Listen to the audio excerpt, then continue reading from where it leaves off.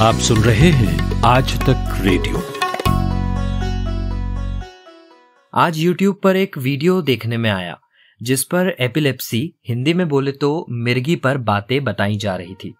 कोई बाबा थे जो मिर्गी का कनेक्शन भूत प्रेत से जोड़ रहे थे और भी कई तरह की फर्जी बातें उस पर हो रही थी।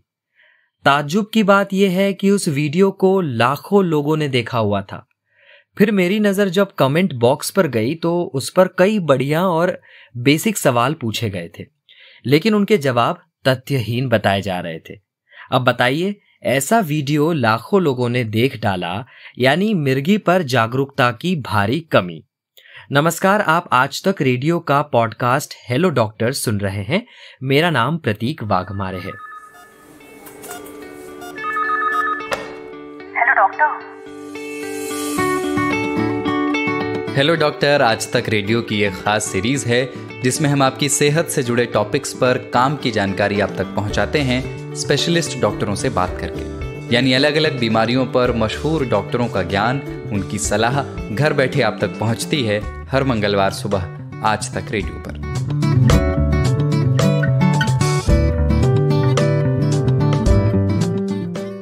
मिर्गी जैसे रोग पर अवेयरनेस की जरूरत है और अवेयरनेस केवल गूगल पर छानबीन करने से नहीं, आपको इसके लिए सही जगह तलाशनी होती है। मिर्गी का दौरा पड़ने पर सबसे पहले याद आता है कि झट से जूता सूंघा दिया जाए या अजीबोगरीब चीजें बनवा के खिला दी जाए या पिला दी जाए, लेकिन एक्सपर्ट्स इन चीजों को साफ नकारते हैं और इन्हें नुकसानदेह बताते हैं। देखिए, कई सारे सवाल हैं, जैसे अगर आपको या आपके जानने वालों को मिर्गी का दौरा पड़ता है तब आपको क्या करना चाहिए, मिर्गी क्या होता है, क्यों होता है, इसके लिए क्या करना चाहिए और क्या नहीं, और तमाम सवाल।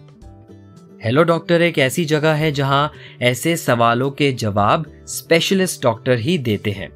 और मिर्गी पर जानकारी लेने के लिए मैंने बात की डॉक्टर राजेंद्र कुमार धमीजा से, जो न्यूरोलॉजिस्ट हैं लेडी हार्डिंग कॉलेज में।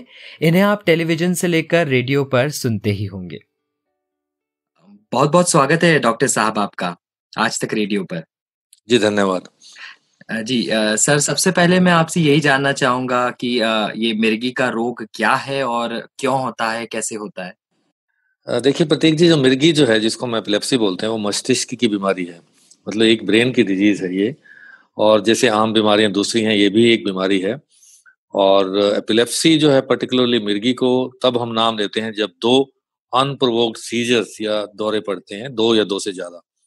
तो एक दौरे पड़ने को हम मिर्गी एपिलेप्सी नहीं कहते हैं, उसको एक दौरा किसी को भी हो सकता है। सब लोगों को पूरे उनकी लाइफ में 10 से 20% लोगों को कभी ना कभी दौरा पड़ सकता है। लेकिन जब ये दौरा बिना किसी वजह के, बिना किसी प्रोवोकेशन के और 2 से ज्यादा बार पड़ता है तो तब हम उसको एपिलेप्सी कहते हैं या मिर्गी कहते हैं। मतलब कहने का है कि अनप्रोवोक्ड रिकरेंट सीजर्स जब ये होते हैं तब हम उसको मिर्गी कहते हैं। और मिर्गी जो है दिमाग की बीमारी है, और ये जो विद्युत जो है हमारी मस्तिष्क में विद्युत का प्रवाह है। और जब ये इलेक्ट्रिकल कंडक्शन, जो इलेक्ट्रिकल सिग्नल्स जो हैं, जब बहुत ज्यादा अनकंट्रोल्ड होते हैं, जैसे बिजली प्लग में आप देखते हैं स्पार्किंग होती है, तो ऐसे ही हमारी ब्रेन में जब इलेक्ट्रिकल एक्टिविटी की स्पार्किंग होती है जी, और ये जब अचानक होती है और असामान्य रूप से फैलती है, तब हम इसको मिर्गी के दौरे जो है ये उत्पन्न होते हैं। और उसको जो है एक सीजर जो है, यूजुअली जो एक दौरा जो है ये तकरीबन 30 सेकंड से 1-2 मिनट तक ही रहता है, और उसके बाद जो है मरीज साधारणतः थकावट वाला महसूस करता है, या जो है कभी कभार सिर दर्द या कंफ्यूजन भी हो सकती है, और ये कभी भी और कभी कभी बार बार भी हो सकती है। तो इसलिए मिर्गी जो है इसको दूसरी बीमारियों की तरह ही हम लेते हैं, और इसके कई कारण हैं जो आगे हम चर्चा करेंगे। जी। सर, एक आसान भाषा में जानना चाहूंगा कि इसके लक्षण क्या होते हैं। मतलब अगर किसी को कैसे पता चलेगा कि उसे मिर्गी हो गया है और अब जरूरत है कि हम डॉक्टर के पास जाएं और फिर इलाज लें? मिर्गी साधारणतया 2 तरह से होती है, या तो हम उसको फोकल सीजर्स बोलते हैं या जनरलाइज एपिलेप्सी बोलते हैं। और कई बार ये भी देखा गया कि बच्चों में सडनली एक बार कुछ सेकंड्स के लिए बच्चा स्थिर हो गया, बिल्कुल आंखें स्थिर हो गई क्लास में या स्टैंडिंग में, तो वो भी एक तरह की मिर्गी ही है, और जनरलाइज एपिलेप्सी है। और कुछ लोगों को बेहोशी के जो अटैक्स आते हैं वो भी मिर्गी की वजह से हो सकते हैं। तो या तो आपको कुछ सेकंड्स के लिए बिल्कुल बच्चे स्थिर हो गए, या किसी को बड़ा दौरा पड़ा, जैसे कि किसी की आँखें वो पथरा गई और जीभ जो दाँतें भींच गई, और पूरी बॉडी स्टिफ हो गई, और फिर बॉडी में ज़ोर-ज़ोर की जो है हरकत होने लगी, मूवमेंट होने लगी, और उसके बाद फिर मुँह से झाग भी निकल सकती है, और 1 या 2 मिनट के बाद जो है ये खत्म हो जाता है, और फिर जो है या तो मरीज़ जो है थोड़ी देर के लिए कन्फ्यूज़ रहता है, या बिल्कुल नॉर्मल भी हो सकता है। तो जी। ये मेन लक्षण है। सो फोकल एपिलेप्सी भी एक तरह की एपिलेप्सी है, जिसमें सपोजिंगली किसी का हाथ काँपता है या छोटी-छोटी मूवमेंट्स होती हैं। सो हुँ। वो एक ब्रेन के एक एरिया से जनरेट होती है, और जनरलाइज़्ड एपिलेप्सी है जिसमें हम बड़ा दौरा जिसको हम बोल रहे हैं, या तो बच्चा बेहोश हो गया, या स्थिर आँखें स्थिर हो गई, या फिर जो अवेयरनेस नहीं है या रिस्पॉन्ड नहीं कर रहा है वो व्यक्ति जो है, या फिर पूरा दौरा जो है जिसमें टॉनिक क्लॉनिक सीजर्स बोलते हैं, कि आपकी स्टिफनेस होगी चारों लिम्ब्स में, दोनों हाथों में, दोनों टाँगों में, और ज़ोर-ज़ोर से मूवमेंट हुई हैं, मुँह से झाग निकली है, आँखें बतरा गई हैं, वो 1 से 2 मिनट बाद जो है वापस बैक टू जो ये मूवमेंट खत्म होके फिर बाद नॉर्मैलिटी में आ जाता है। कुछ समय तक मरीज़ हो सकता है किसी एक पार्ट की वीकनेस भी रहे, या कन्फ्यूज़ रहे, या सिर दर्द रहे, डिसओरिएंटेशन रहे, पर ज़्यादातर जो है ये बैक टू नॉर्मल होते हैं, और मरीज़ को कुछ समय बाद ये याद भी नहीं रहता है कि उसको क्या हुआ है। जी। सर मिर्गी को लेकर एक सोशल स्टिग्मा भी बनाई है, लोग कहते हैं कि ये चुड़ैल आ गई है इसके अंदर, इस तरह की बातें करते हैं और फिर लोगों के दिमाग में सबसे पहले एक चीज़ ये आ जाती है कि अगर किसी को मिर्गी हुआ है तो उसे तुरंत जूता सूँघा दिया या फिर कई कंज़र्वेटिव फैमिलीज़ ऐसी अजीबो-गरीब चीज़ें बनवा के खिलाती है, पिलाती है उसे उसका इलाज के तौर पे। तो आप इस पर क्या कहेंगे सर, ये जो मिथ्या है इससे मिर्गी से जुड़ी है? ये बहुत इम्पोर्टेंट क्वेश्चन है कि हमारे समाज में ये एक सोशल जो है स्टिग्मा है, और लोग जो ये कहते हैं कि ये ऊपर की छाया है, या जो है इसका कारण जो है भूत प्रेत है। तो ऐसा नहीं है, ये भी एक बीमारी है, और दूसरी बीमारियों की तरह ये बीमारी है।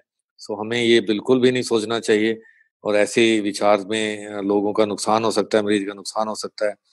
और आपको मैं ये भी बताना चाहता हूँ कि ये 60 से 70% व्यक्तियों में बिल्कुल जाँच करने पर जो है और इलाज करने पर दौरे ठीक भी हो जाते हैं, और कई बार कुछ लोगों को कारण नहीं भी मिलता है, लेकिन ट्रीटमेंट से ठीक हो सकता है। कई बार जन्मजात भी विकार हो सकते हैं कि बच्चा पैदा होने में मुश्किल है, या बच्चे को पैदा होते ऑक्सीजन नहीं मिली, या पैदा होते ही या इनिशियल मंथ्स में उसको लंबी बीमारी हो गई, इन्फेक्शन, मेनिंजाइटिस, एन्केफेलाइटिस, या आपको सिर की चोट लग गई, या आपको लकवा हो गया, या कोई ट्यूमर हो गया, या कोई इन्फेक्शन हो गई। सो इन कारणों से मैं आपको ये बताना चाहता हूँ कि ये भी एक बीमारी है, और इसके भी कारण हैं। ये कोई ऊपर की बीमारी नहीं है, इसकी साइंस है, दिमागी बीमारी है, चाहे वो ट्यूमर की वजह से हो, चाहे नस बंद होना या फटना हो, या नसों का कोई गुच्छा ब्रेन में हो, या दिमाग की चोट लगे, या इन्फेक्शन हो, या जेनेटिक कारण हो। तो ये इनके कारण हैं, और इसलिए हम कहते हैं कि जब किसी को दौरों की शिकायत होती है या मिर्गी की शिकायत होती है, तो उसको अपने डॉक्टर के पास जाना चाहिए। वो उनकी जाँच करते हैं, जैसे ईईजी है, या सीटी स्कैन है, या एमआरआई है, और वो पहचानते हैं कि ये दौरा जनरलाइज़्ड दौरा है या फोकल दौरा है, और उसकी अलग-अलग दवाइयाँ हैं, और वो दवाइयाँ चलती हैं 2 से 3 साल तक। ज़्यादातर लोगों में 3 साल के बाद हम दवाइयाँ कोशिश करते हैं कि उसको धीरे-धीरे कम की जाएँ, और बहुत कम केसेज़ में ऐसा भी होता है कि दवाई लंबी चलती है, या तमाम उम्र भी चल सकती है।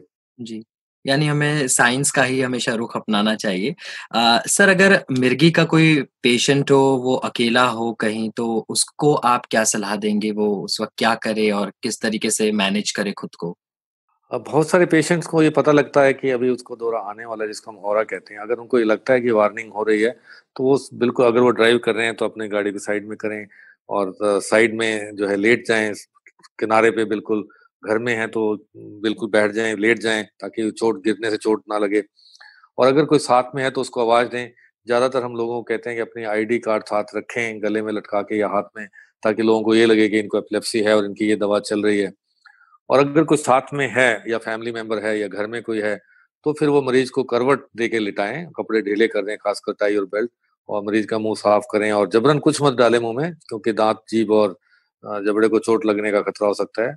खुली हवा में साँस लेने दें, भीड़ इकट्ठी ना करें, और जूता वगैरह ना सुंघाएँ, जैसे मैंने अभी आपको कहा है, और जबरदस्ती हाथ-पाँव को रोकने की कोशिश ना करें, और मरीज के मुँह में पानी या कुछ ऐसी चीज़ मत डालें, और जैसे ये थोड़ा कंट्रोल में हो, तो फिर जो है अपने किसी डॉक्टर से जो ओरिजिनली ट्रीट कर रहा है उनको, या हुँ, हॉस्पिटल में लेके उनका तुरंत जो है संपर्क करें और इलाज कराएँ। जी। सर ये तो हुई जो खुद पेशेंट है उसकी बात, लेकिन अगर कभी मेरे सामने या किसी के भी सामने कोई किसी को मिर्गी का दौरा पड़ जाता है, तब मैं तो शायद कोई भी घबरा सकता है। तो हम ऐसे में उनकी किस तरह से मदद कर सकते हैं? और हम उसमें वही क्या क प्रतीक जी, हाँ, बिल्कुल।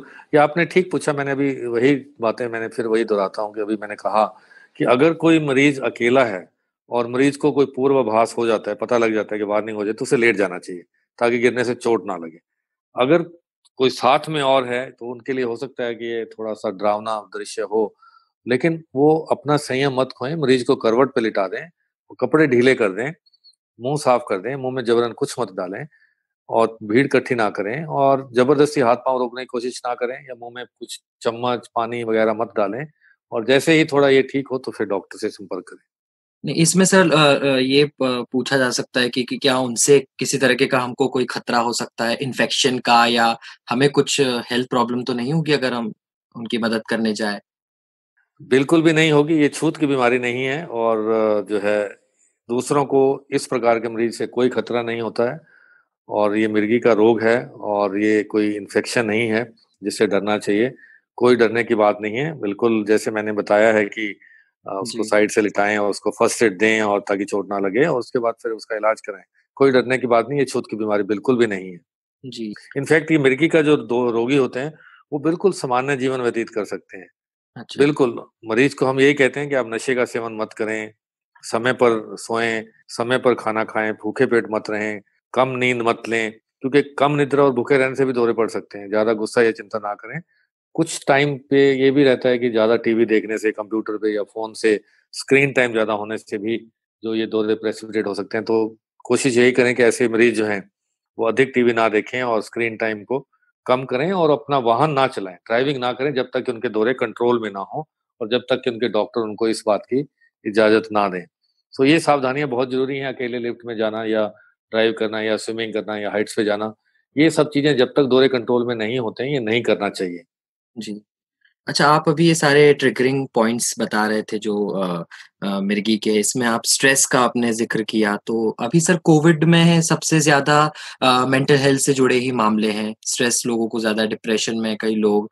तो कोविड का किस तरीके से मिर्गी पर असर पड़ रहा है, या पेशेंट्स पर, या उनसे जुड़े हॉस्पिटलाइज़ेशन पर क्या असर देख रहे हैं आप?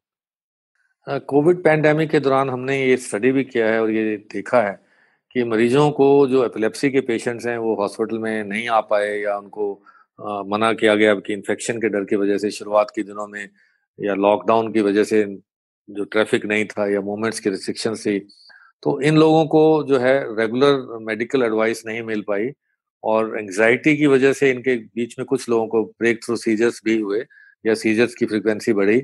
इसका कारण ये भी हो सकता है कि स्ट्रेस और एंग्जायटी के साथ-साथ शायद उनको दवाइयाँ भी मिलने में दिक्कत रही होगी, क्योंकि अगर लॉकडाउन था तो केमिस्ट की दुकानें खुली थी लेकिन आप जा नहीं सकते हैं और कुछ स्थिति में हो सकता है कि दवाई आपकी मिस हुई हो।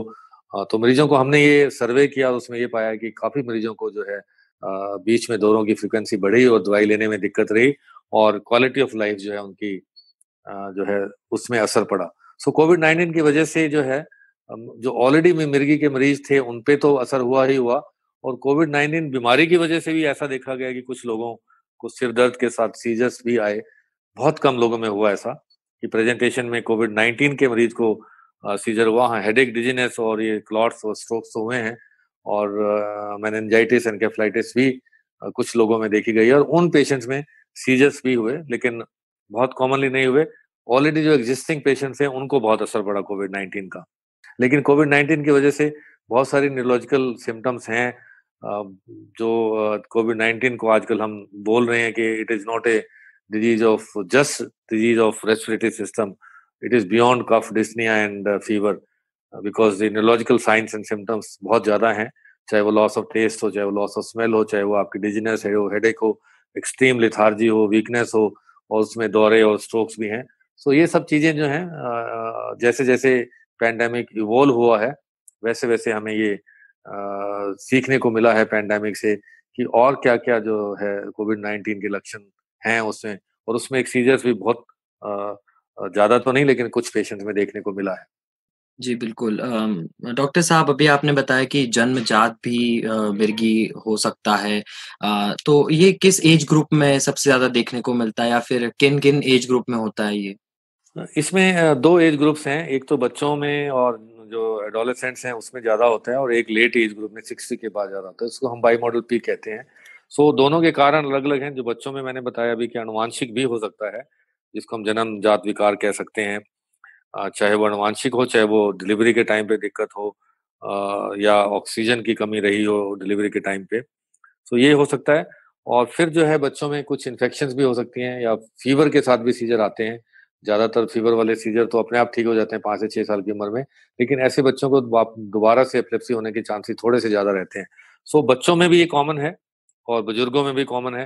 हालाँकि कारण अलग-अलग हैं, बुजुर्गों में तकरीबन स्ट्रोक की वजह से ज़्यादा है और डिजेनरेटिव डिजीज़ेज़ हैं उनकी वजह से ज़्यादा है, जबकि बच्चों में इन्फेक्शंस, ट्रॉमा और आनुवांशिक जो हैं कारण हैं और इन्फेक्शंस हैं। सबसे एक बहुत महत्वपूर्ण बात ये भी कि हमारे देश में और हमारे कंट्री जैसी डेवलपिंग कंट्रीज़ में जो है एक न्यूरोसिस्टिक सर्कोसिस जो है, कीड़े वाली जो बीमारी है, वो बहुत कॉमन है और वो उसकी वजह से दौरे पड़ते हैं और एपिलेप्सी है। और दूसरा ट्यूबरक्लोसिस जो है, टीबी की बीमारी, वो भी बहुत कॉमन है और उसकी वजह से भी जो है बहुत सारे मरीजों को जो है दौरे पड़ते हैं और हम ये बहुत देखते हैं कि ऐसे मरीजों का इलाज जो है टीबी की दवाई भी देनी पड़ती है और दौरों की दवाई भी देनी पड़ती है और सावधानी भी रखनी पड़ती है। तो ये कारण है जो हमारे इंडिया में पर्टिकुलरली और दूसरी डेवलपिंग कंट्रीज़ में महत्वपूर्ण है और इन सब के इलाज के लिए डॉक्टरी सलाह ज़रूर लेनी चाहिए और हो सके तो आप न्यूरोलॉजिस्ट के पास जाएँ, वो आपकी जाँच करके आपको बताएँगे कि कारण क्या है? अगर कारण मिला और नहीं भी मिला तो फिर उसकी दवाई क्या है? कारण है तो कारण की दवाई भी और दौरों की दवाई भी दोनों साथ-साथ चलेंगी और जैसे फॉर एग्ज़ाम्पल टीबी की दवाई भी 18 महीने चलती है। हुँ। 1 से डेढ़ वर्ष तक और दौरों की दवाई भी जो है 2 से 3 वर्ष तक चलती है। सो जी। ये एक बीमारी है, मैं आपके माध्यम से आपके श्रोताओं को ये कहना चाहता हूँ कि आप इसको दूसरों बीमारी की तरह बीमारी समझें और अपने न्यूरोलॉजिस्ट के पास जाएँ, जाँच कराएँ और इलाज कराएँ। जी, सर आप अभी न्यूरोलॉजिस्ट के पास जाने की सलाह जो दे रहे हैं इसमें मैं कुछ गूगल पे फ्रीक्वेंटली आस्क्ड क्वेश्चंस देख रहा था उसमें आखिर में मैं 3 सवाल लूँगा कि एक उसमें सबसे ज़्यादा जो सवाल लोग पूछते हैं कि ये न्यूरोलॉजी की प्रॉब्लम है या साइकोलॉजिकली है? क्योंकि अभी आप इसे ब्रेन से जुड़ा हुआ भी बता रहे थे। ये न्यूरोलॉजी की प्रॉब्लम है, मैंने आपको बताया कि हमारी तरंगे हैं दिमाग में, जिसके माध्यम से सेल्स एक-दूसरे से बात करते हैं और ये तरंगे अनकंट्रोल्ड रूप से फायर करती हैं या स्पार्किंग करती हैं, तो सीज़र होता है। सो ये न्यूरोलॉजी की प्रॉब्लम है और हम दवाइयाँ भी न्यूरोलॉजिस्ट देते हैं ताकि उसको जो जो इलेक्ट्रिकल फायरिंग को कम करने के लिए जो है सेल्स की जो उसमें मात्रा है सोडियम, पोटेशियम, सोडियम की पर्टिकुलरली। सो ये दवाइयाँ जो हैं, ये बहुत सारी हैं जो न्यूरोलॉजिस्ट यूज़ करते हैं और कंट्रोल करते हैं, 2/3 पेशेंट्स में बड़े आराम से कंट्रोल हो सकती है। जी, सर एक और ये सवाल है कि कई लोग बोलते हैं बेहोशी होने का मतलब भी मिर्गी है। बेहोशी होने का मतलब हो सकता है कि मिर्गी हो, पूरे 100% केसेज़ में नहीं कह सकते कि मिर्गी की वजह से बेहोश होते हैं, बहुत बेहोशी के बहुत सारे कारण हैं। आप में ग्लूकोज़ की मात्रा कम हो जाए ब्लड में तब भी बेहोश हो जाएँगे आप, सोडियम की मात्रा कम हो तब भी बेहोश हो जाएँगे, कैल्शियम कम हो गया तब भी बेहोश हो जाएँगे, सिर में चोट लगेगी तब भी बेहोश हो जाएँगे, इन्फेक्शन हो जाएगी तब भी बेहोश हो जाएँगे। अगर आपका मेटाबॉलिक कॉजेज़ जो हैं, बहुत सारे हैं। सो बेहोशी का एक कारण जो है दौरे पड़ना है, इसलिए अगर और कोई कारण नहीं है, किसी को बुखार नहीं है, सिर दर्द नहीं है, उल्टी नहीं है और कोई दूसरे न्यूरोलॉजिकल सिम्पटम्स नहीं है, तो हो सकता है कि बेहोशी का कारण दौरे पड़े। और दूसरा अटैक जो हम बेहोशी का जिसको हम सिनकोपल अटैक्स बोलते हैं, जो कार्डियक वजह से या हार्ट की वजह से भी हो सकता है और दौरों की वजह से, ब्रेन की वजह से भी हो सकता है। तो इसीलिए हम कहते हैं कि अगर आप अपने न्यूरोलॉजिस्ट के पास जाएँगे, तो वो जाँच करके बताएँगे कि क्या ये दौरा जो है, बेहोशी का कारण ये दौरा है। क्या ये दौरा किसी बीमारी की वजह से है जिसको हम ट्रीट कर सकते हैं? क्या ये दौरा आनुवांशिक है? क्या ये दौरा ब्रेन में स्ट्रक्चरल प्रॉब्लम की वजह से है? सो ये सब चीज़ें जो हैं जो है और क्या आप में रिस्क फैक्टर्स भी हैं? एपिलेप्सी के रिस्क फैक्टर्स भी रहते हैं, कुछ लोगों में इसके होने की संभावना ज़्यादा रहती है। जैसे कभी को सिर में किसी मरीज़ को सिर में किसी की चोट लगी है या किसी को फेब्राइल सीज़र्स हुए बचपन में, बुखार के समय दौरे आते हैं या किसी को ब्रेन की इन्फेक्शन हुई है या कुछ ड्रग्स भी हैं जिनकी वजह से दौरे हो सकते हैं। सो ये बहुत महत्वपूर्ण है कि आपके डॉक्टर जो हैं, इन सब की जो है आपसे जो है डिटेल्ड में असेसमेंट करें, जाँच करें, टेस्ट कराएँ और फिर इलाज करें। जी, एक आखिर में सवाल है सर, प्रेग्नेंट महिलाएं क्या करें जिन्हें मिर्गी की शिकायत है? ये बहुत अच्छा प्रश्न पूछा आपने प्रतीक जी, और ये जो है इम्पोर्टेंट इसलिए भी है कि प्रेगनेंसी में 2 लाइव्स हैं एट स्टेक, बच्चा भी और माँ भी। सो अगर आप एपिलेप्टिक हैं या कोई लेडी एपिलेप्टिक है, तो घबराने की कोई ज़रूरत नहीं है, ये भी एक बीमारी है। पहले तो ये सोशल स्टिग्मा दिमाग से निकाल दें, पेरेंट्स भी और लड़कियाँ भी, कि एपिलेप्सी है तो जो है आपकी मैरिज में या प्रेगनेंसी में कोई दिक्कत हो सकती है, ऐसा नहीं है। सिर्फ ये है कि डॉक्टरी सलाह से ही आप जो है प्लान करें प्रेगनेंसी को। सो जो कंसेप्शुअल या प्री कंसेप्शन काउंसलिंग है, वो बहुत ज़रूरी है। उसमें अगर आपकी कोई एपिलेप्सी की दवाई ऐसी चल रही है, जो बच्चे के लिए थोड़ा-सा रिस्की हो सकती है, तो हम उस दवाई को चेंज करते हैं या उसकी डोज़ कम करते हैं और उसको सेफ दवाइयों पे डालते हैं। और एक बार प्रेगनेंसी होने के बाद फिर हम रेगुलर जाँच करते हैं, चाहे वो ब्लड के अल्फा फीटोप्रोटीन हो या अल्ट्रासाउंड रेगुलर हो, जो है उससे हम बच्चे की भी डेवलपमेंट देखते हैं। और माता के लिए भी दौरे कंट्रोल में रखने के लिए जो उचित मात्रा में एंटी एपिलेप्टिक ड्रग्स की ज़रूरत है, तो वो दवाई देते हैं, और कितनी मात्रा में वो दवाई चाहिए वो देखते हैं हम, और मॉनिटरिंग करते हैं। सो इम्पोर्टेंट ये है कि कोई घबराने की बात नहीं है। प्रेग्नेंट मदर्स को पहले से डॉक्टर के पास जाना चाहिए अगर वो प्रेगनेंसी की प्लान कर रही हैं, और अगर प्रेगनेंसी हो गई है, प्रेगनेंसी के दौरान अपनी दवाई बंद मत करें, अपने डॉक्टर के पास जाएँ, और वो देखेगा कि आपकी दवाई कौन-सी चल रही है, क्या ये सेफ है, क्या ये इसकी मात्रा कम की जा सकती है, या इस दवाई को हम बदल के दूसरी दवाई, सेफ दवाई पे डाल सकते हैं। और पूरे 9 महीने जो है न्यूरोलॉजिस्ट और ऑब्स्टेट्रिशियंस की देख-रेख में आप प्रेगनेंसी को मॉनिटर कराएँ, और डिलीवरी के टाइम पे भी जो है आप डॉक्टरी सलाह से हॉस्पिटल में डिलीवरी होनी चाहिए, और उस दौरान पे भी दवाई बंद नहीं करते हैं हम, बल्कि अगर ज़रूरत पड़ती है तो हम एक्स्ट्रा दवाई भी दे सकते हैं। और साथ-साथ मैं ये भी कहना चाहता हूँ कि लेडीज़ में, पर्टिकुलरली यंग गर्ल्स में और मैरिड वुमेन में फोलिक एसिड को देना बहुत ज़रूरी है। वो बच्चे के ब्रेन की डेवलपमेंट के लिए बहुत ज़रूरी है, और बहुत सारी एंटी एपिलेप्टिक ड्रग्स के साथ फोलिक एसिड लेना मैंडेटरी है। कोई भी एंटी एपिलेप्टिक ड्रग अगर कोई लेडी लेती है, तो उसके साथ उसको फोलेट या फोलिक एसिड ज़रूर लेना चाहिए, और पर्टिकुलरली जब चाइल्ड बेयरिंग एज में है तो। जी, बहुत-बहुत शुक्रिया डॉक्टर साहब हमसे बातचीत करने के लिए। Thank you for having me, thanks. तो इस दिलचस्प और डिटेल्ड बातचीत के लिए डॉक्टर राजेंद्र कुमार धमीजा का एक बार फिर से शुक्रिया। उन्होंने इतने व्यस्ततम समय के बीच हमसे बातचीत की, और ज़रूर ही मिर्गी पर कई जानकारियां आज हमें मिली है। अगर हमारे सामने किसी को मिर्गी का दौरा पड़े तब क्या करना है, अगर खुद पेशेंट हो तो ऐसी समस्या में फंस जाएं तब हमें क्या करना है। तो हर मंगलवार हेलो डॉक्टर में आपकी हेल्थ से जुड़ी समस्या का यहाँ निवारण होता है। आप हमें फीडबैक भी दे सकते हैं radio@aajtak.com पर। मेरा नाम प्रतीक वाघमारे है। अगले मंगलवार हेलो डॉक्टर के नए अंक में फिर मुलाकात होगी। तब तक के लिए बाय बाय, और सुनते रहिए आज तक रेडियो।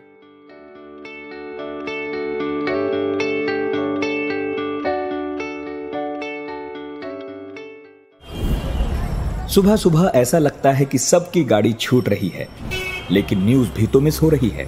स्कूल, कॉलेज या ऑफिस की पूरी तैयारी तो हो जाती है, मगर देश दुनिया की अपडेट्स ले पाते हैं क्या? तो आपकी प्रॉब्लम का स्मार्ट सॉल्यूशन ये है कि अपनी सुबह की शुरुआत आप आज तक रेडियो के साथ कीजिए। कल क्या हुआ और आज क्या हो सकता है, सटीक एनालिसिस, पहले बड़ी खबरें और फिर अखबारों के चुनिंदा मोती। ये है सुबह का खबरनामा, आज का दिन, मेरे यानी नितिन ठाकुर के साथ।